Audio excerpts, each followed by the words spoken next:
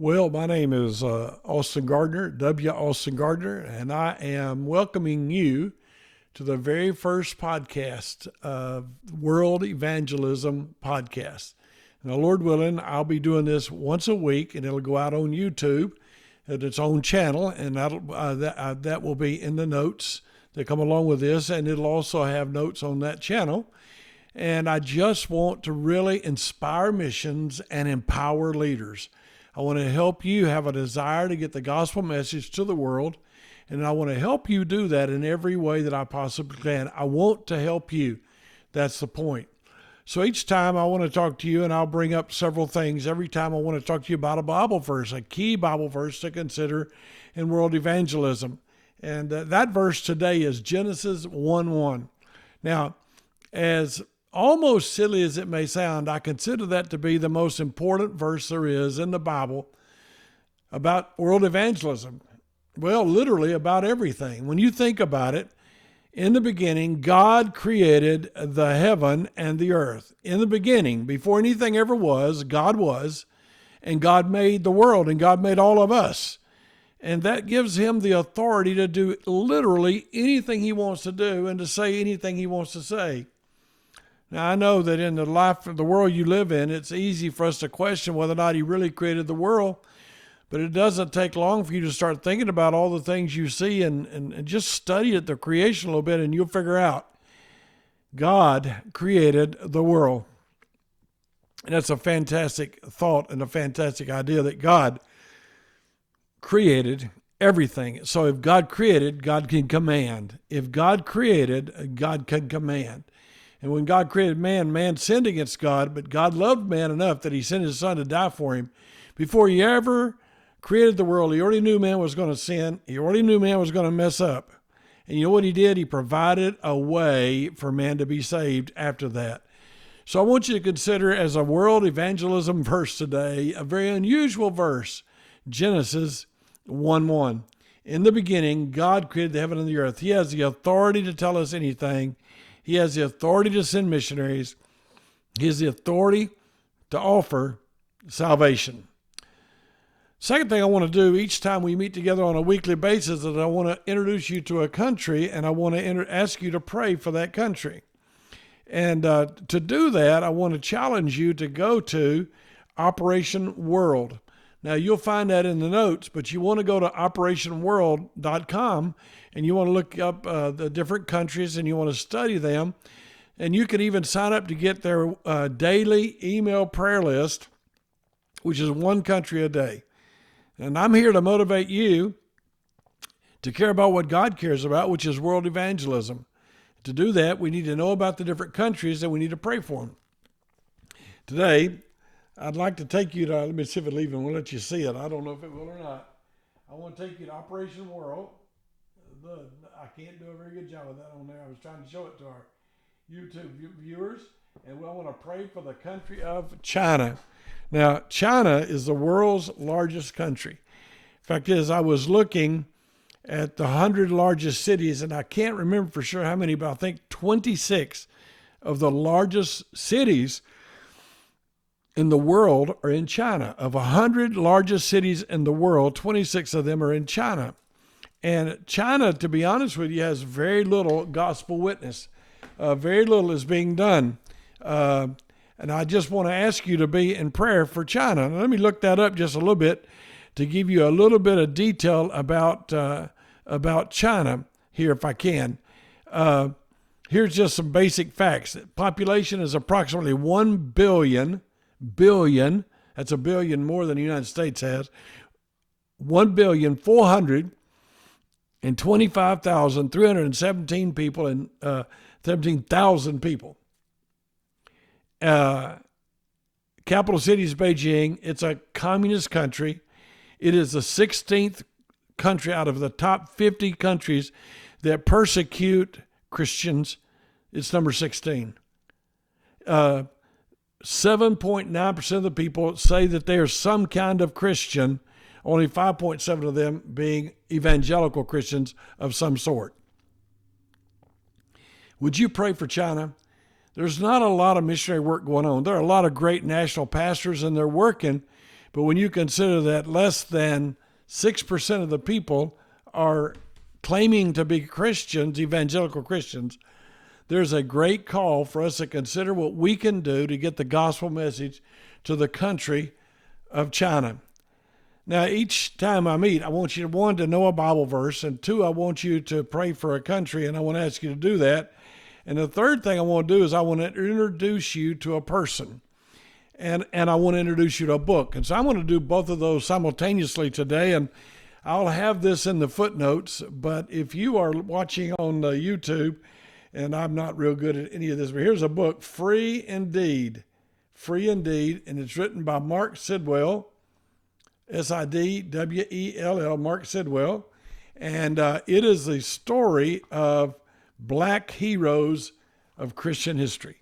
It says here on the front, heroes of black Christian history. One of my favorite men in history is a African-American slave who God saved and let go to the mission field. You can get this book. I'll have it in the notes so you can look it up. Let me give you some interesting things about. Let me give you just some interesting things about my friend, our buddy George Liele. He is the first. He's really the first missionary out of the country of the United States to go overseas. We don't know when he was born for sure, but it's around 1752, somewhere in Virginia or Maryland, and he was a slave when he was born. He gets saved when he's about 18 or 19 years old, and becomes the first African-American Baptist preacher to be ordained as a pastor. That happens in around 1775.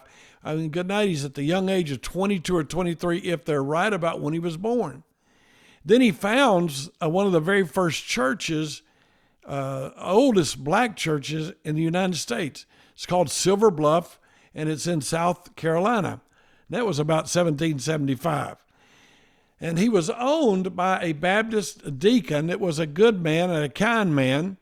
And so he gave, his name was Henry Sharp. He was a British man. And he gave George Liele a lot of freedom to go out and do the ministry. And then he emancipated him. He gave him his freedom so he could go out and preach and start churches. Well, he died, and his children tried to put him back into slavery because they didn't want to lose the money they could get from him.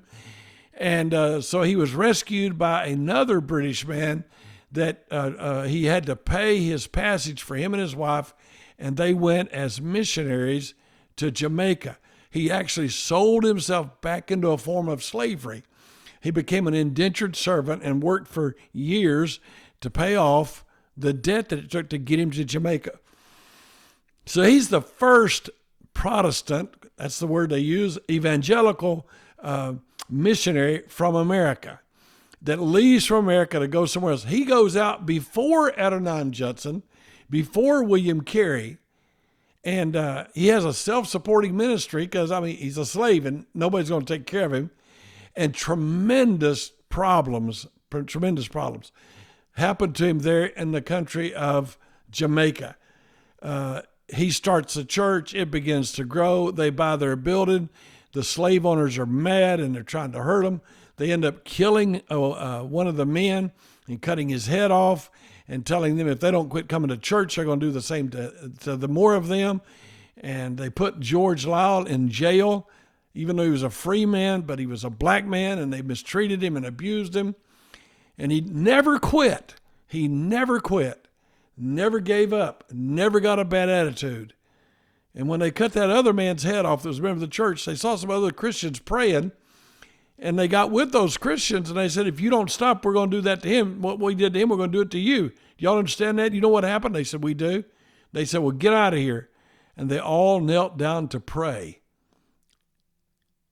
And the people ran, afraid, because they couldn't believe the power and the fearlessness and the boldness of those brave men. He did a tremendous job in Jamaica, starting churches and training people. His influence spread everywhere. People heard about him in Britain. People helped him. And he died sometime between 1820 and 1828. It's not really known. But he really change things. And I want you to know that we have gone for a long time, those of us who love world evangelism, and we're so proud of William Carey, and we're so proud of George Liele, Adnan Judson, but we don't even know about old George Liele. That's why I want to challenge you to get this book, this Free Indeed book. I want to challenge you to get it by Mark Sidwell. I'll give you the link. You can order it right on Amazon. A friend of mine told me about this book, and I ordered it. It is a story of several different black men that God used, and how God used them in evangelism. In fact, it is a story of 1, 2, 3, 4, 5, 6, 7, 8, 9, 10, 12, 13, 14 different men, people we don't know, but we should know. And Lord willing, little by little, I'm going to get you to know. So I hope you'll order this book, and I hope you'll get that and put it in your library. Now, this is the very first World Evangelism podcast today, and there's a whole lot I've got to improve. And somebody's going to say, boy, good night, you don't have your intro down, you don't have your outro down, you don't have all your paperwork done. And I'm going to say, buddy, I just got to jump in the pool and get with it and get it going, because I want you to be excited about world evangelism. I thank you for listening. I hope that you'll invite others. Come to the YouTube channel and sign up and subscribe. You can watch it on YouTube, and I'm going to be doing different things there. And you can also listen to the podcast. Help me get the news out. We want to help pastors. Pastors ought to tell the story of George Liele. I'm going to tell them how to get the information about George Liele so they can use it. So would you please help me spread the word? Now, here's our goal. If God created the world, He owns the world, and He wants the world to hear about Him, then we ought to be involved in getting His gospel message to the world. So I'm challenging you to help me pray for world evangelism. Pray for China. Pray for more than 1,400,000,000 people in the world that need the gospel. Every week I'll look at a different country with you, but China is always on my heart. China is always on my heart. Would you pray for China?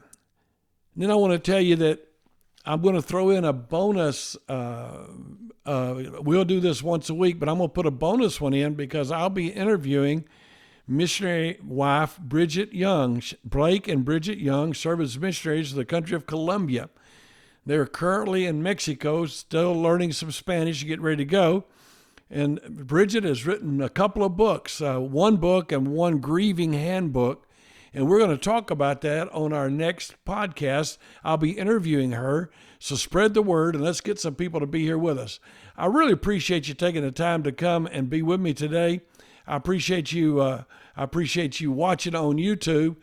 I'll just tell you right now, as I record this, we have not one subscriber on either one. This is the first podcast. It'll try to go live, and we'll see what's going to happen. I'm still learning how to do this. So would you please pray with me about us promoting world evangelism, people hearing the gospel message of Jesus Christ. Thank you for being with us today. God bless you, and I look forward to seeing you the very next time.